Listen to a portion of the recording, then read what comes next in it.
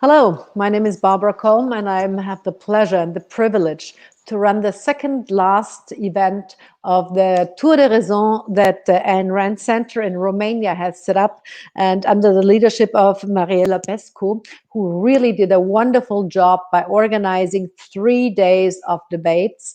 As you all know, the Free Market Roadshow could not stop now in Romania, so this is why we are running it digitally, and it's a great pleasure to cooperate not only with the Ayn Rand Center but also with the Romanian American University. And my name is Barbara Colm. I host and I direct the Free Market Roadshow, and this time it is about disruptive innovation. It is a digital event, and I have the great pleasure to welcome Martin Gundinger, who is one of our senior economists at the Austrian Center in Vienna, and also working with the Hayek Institute. Martin is an economist. He has just recently given testimony at the Houses of Parliament as an expert on the Austrian budget that you can imagine has been totally changed within a couple of days. And Martin will cover a whole bunch of topics right now, many of them related to individual freedom, to how far, where does government intervention start, where does it end, big data, what resentments do we see, but also what if government is sneaking into our private lives, and governments have apps to follow us and follow those people who are affected with coronavirus, and face recognition, etc. All those systems.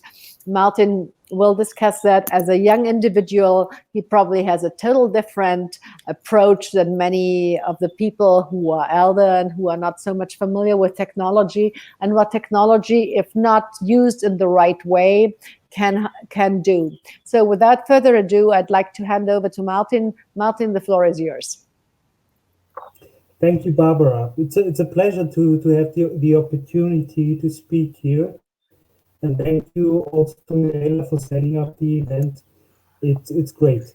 My first topic I want to touch upon is individual freedom. So the effects of the measures on individual freedom.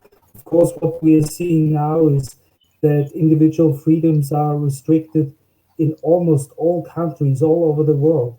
And what we also see is that there are some countries which we at least I didn't really expect, which didn't restrict individual freedoms that much. For example, the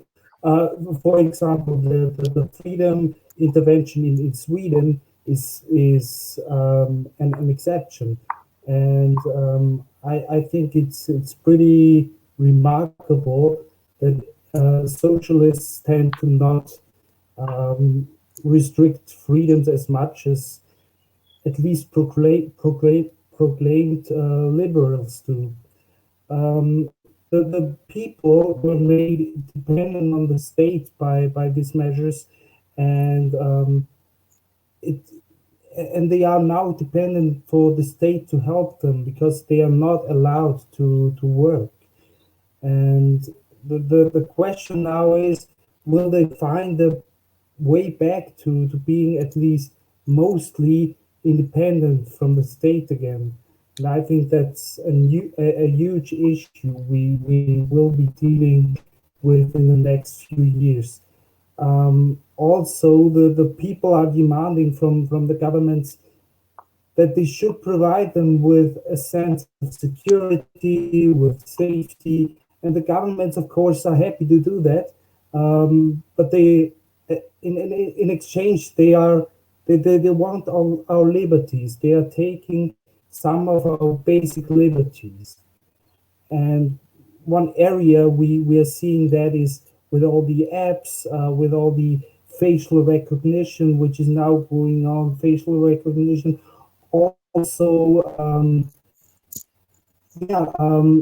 taking big data instruments, taking technologies just so that they can detect people which may have coronavirus. And after the coronavirus, the big question is, how will these technologies which are now implemented, how will they be used after coronavirus, after they are not necessary for what they are used now. So this is a huge issue.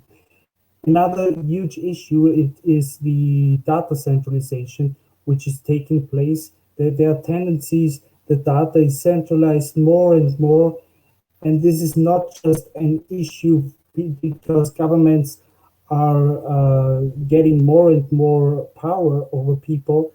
It's also an issue because the, this is a huge vulnerability if data is centralized because hackers, for example, have much better access or can at least attack the data or get the data much easier if the data is centralized, for example, in government databases. And all this is taking place despite tendencies in technologies which actually go towards decentralization. Just think about blockchain, for example. Just think about the monetary revolution which is taking place with currencies.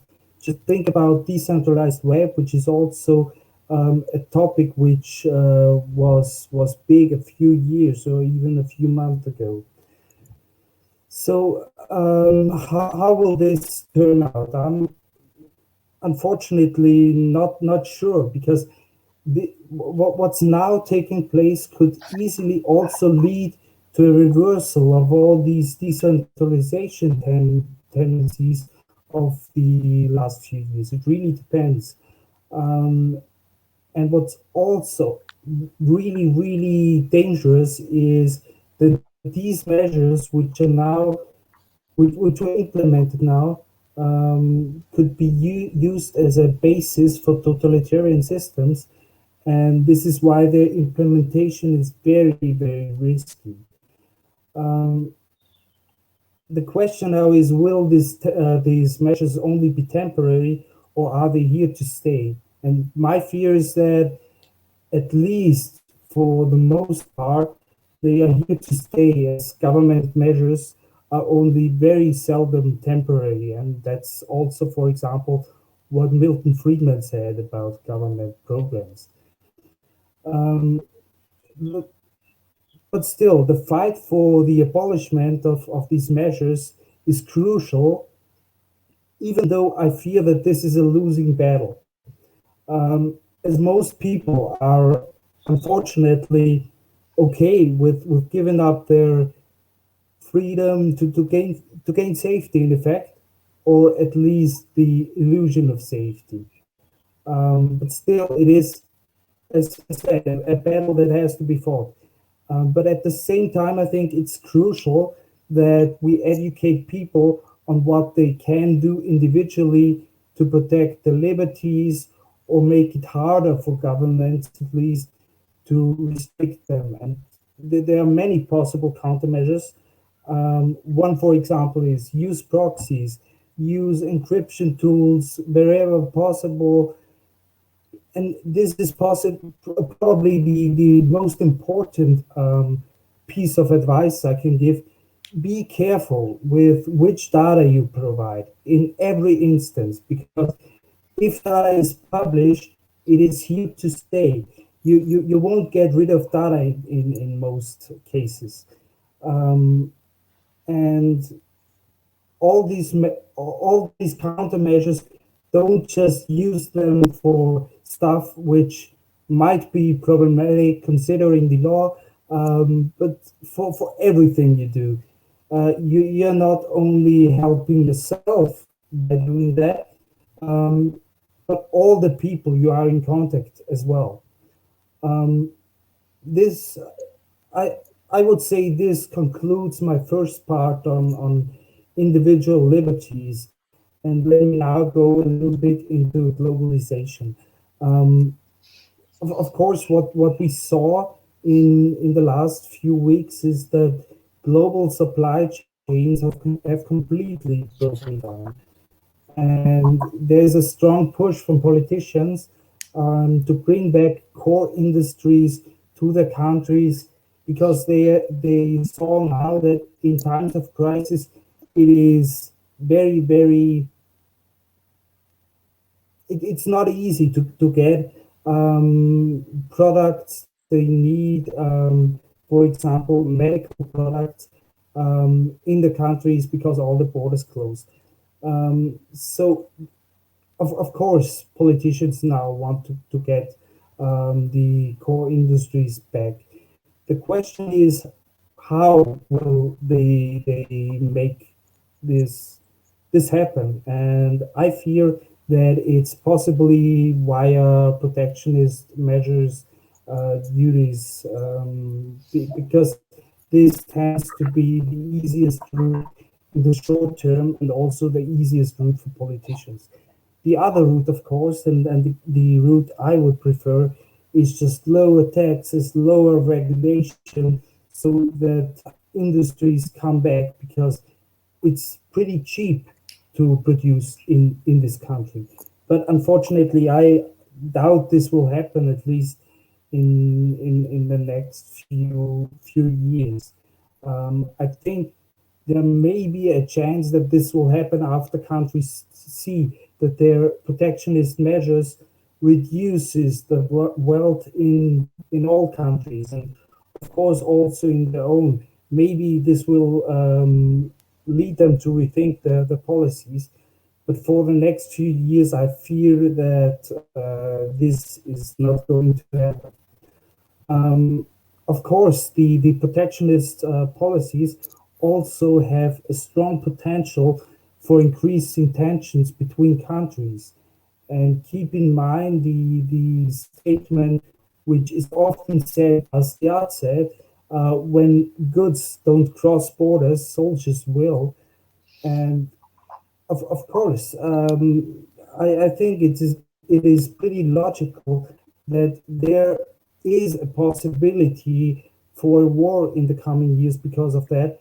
I hope there will be none, but protectionism definitely increases the chances of that happening. And as said, I hope I'm wrong, but I think there's a realistic possibility at least.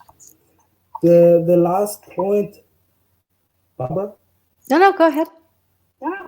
Okay. The last point I wanted to make is on resentments, and this is related to what I already said on globalization, but now broken down on the individual level. Who will pay for the costs of the crisis? I think this is an important topic, and I think we have to distinguish here between costs of corona, so of the disease, of the virus, and costs of government measures. I think this distinguishing between these two is really crucial, because there can be I think that there can be made a good case that the cost of corona should be borne by businesses, because it's a business risk in essence. But the cost of corona measures, who should pay this cost? Should it be paid by businesses? Should it be paid by taxpayers? I think from an ethical perspective, the the best case would probably be for the voters of the parties in power, that they should be paid, that they should pay the cost. But of course, this is only theoretically a discussion, because there's no way out who voted the parties which are now in power into power. We just can't know. So it's probably the taxpayers which will have to pay again. And of course, I don't think that people which were against the corona measures, which were which even didn't think that the costs will be so high, will be very happy about that. And I think that there will be a great push again to say, well, let the others pay, as it always is. Let the others pay, just not me. And yeah, this I think there will be huge conflicts. There will be huge social social conflicts because of that, and we'll see how that works out. But these are big challenges which lie ahead of us. I Well, think I can conclude here at this point.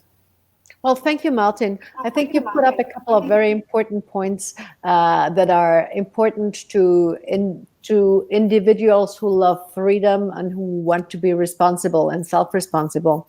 You mentioned at the very beginning that obviously some people like to be restricted or like to be protected by government. How can we make sure that those people understand that their individual freedom is at risk? What can we do to make them understand that, once freedom is lost, it's gone, and then we will have to fight a long fight to get it back again? Um, I think we have to show people again what the value of liberty is. And I think that many people, because many people just don't know what real liberty is, how, and they also don't want responsibility, because nowadays it's easy to just get rid of responsibility, just let the state do it, let others do it. Why should I take responsibility? Taking responsibility is pretty hard. And I think most people just don't know how to take responsibility anymore, and they have no respect anymore for individual freedom. Honestly, I don't know a good route to bring those people back to Well, loving freedom, but what still, about we try. what about telling them that they have to bear the consequences of their actions? Usually, everything is taken off everybody's shoulders. From the cradle to the grave, the state is there and takes care.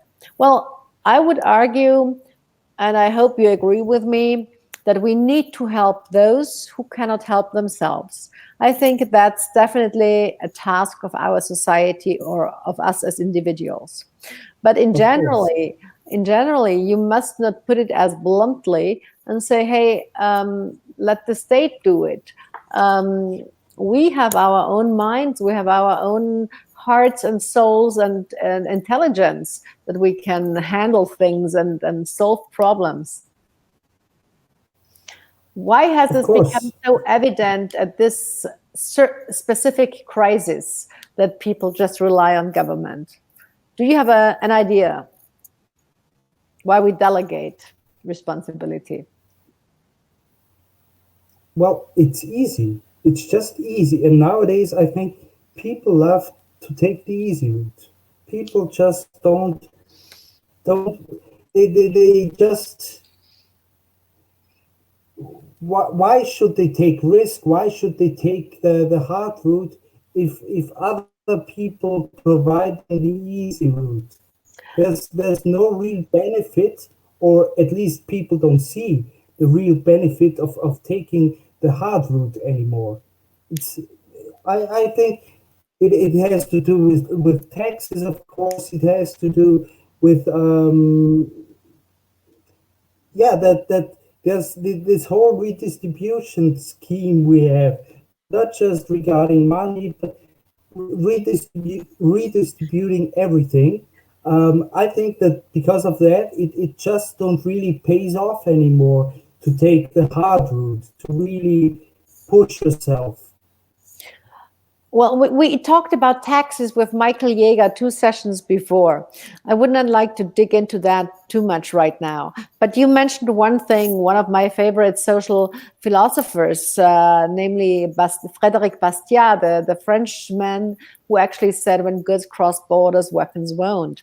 So in times of dividing labor, and global exchange, what would you do? What would you think will happen next? Will we be more protectionist because of the crisis, or will it be a global solution? And then I have a couple of questions here on the screen, but let's quickly jump onto that. Well, yeah, I think at least in the short term, we will be much more protectionist. How it pays out in the middle and long term, I'm really not sure. It could go both directions, but I don't think that in the short term there will be a solution to being less protectionist. I think in the short term it's pretty clear we are going the protectionist route. And I also have to say that this already began long before Corona with Trump, with Brexit to a degree. But I think regarding protectionism, we also have to distinguish between economic globalization and political globalization. And I think the only globalization which is worth protecting is the economic one. It's a division of labor. It's creating better jobs, better products, better goods for everybody, making goods achievable and affordable for other people, rising them out of poverty. So, in other words, markets, free markets. Would you agree on that? Yeah. Good. And I agree.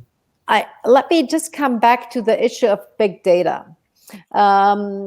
You are a different generation than I am, and I have my issues, to be honest, with big data.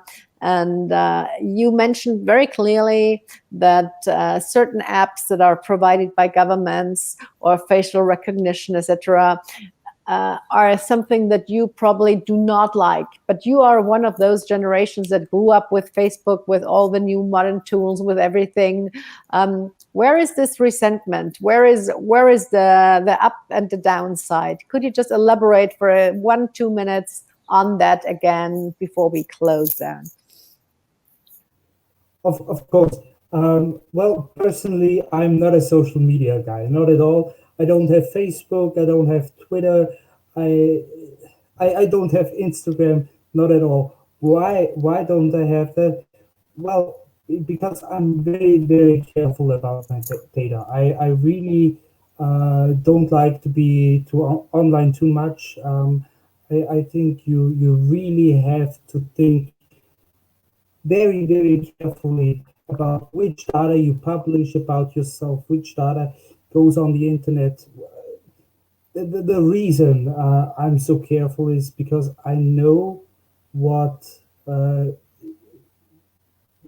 be done with data once it's on the internet, once it's out in the public. And most people, unfortunately, and yeah, most people today just don't really know what is possible with the data. They look to the government to protect them, to protect their data even, when the only person that can protect their own data is themselves. Well, Nobody else can protect your data, even if you think so, but it's an illusion. but The then we only are person who can protect the data is yourself. Well, but then we are back to this individualism and to the self-responsibility that has been preached so often in the past, and that we should also take care if how we deal with this so-called or with this crisis, with this health crisis. I mean, it's our own responsibility who we meet, when we meet, how we interact with those people. And how which public transports we use and how we use them, etc. I think it comes back to us as individuals who think and act and make those decisions. Yeah, of course, I agree. Well, Martin, well, then let me thank you for joining. It's been a great conversation. You really took a great tour d'horizon, starting from individual freedom over big data to go over globalization and then ending up with the resentments that we see and face all these days. Martin, thanks for joining. It's been a pleasure. I will see you very soon in our office in Vienna again. I also want to thank the Ayn Rand Center in Romania, especially Mariela Pascu and her team for organizing and hosting us, and also the Romanian American University. And as you know, this is the Free Market Roadshow, and we have many, many, many international partners. Without their support and help, this would not be possible. Apart from that, there are many individuals. It's professors, it's teachers, it's business people, it's entrepreneurs, it's people who work in the libertarian pro-market, free market movement, who have joined us at the roadshow and who will continue to do so. So it's just an interruption with the digital roadshow, but we will continue to meet live.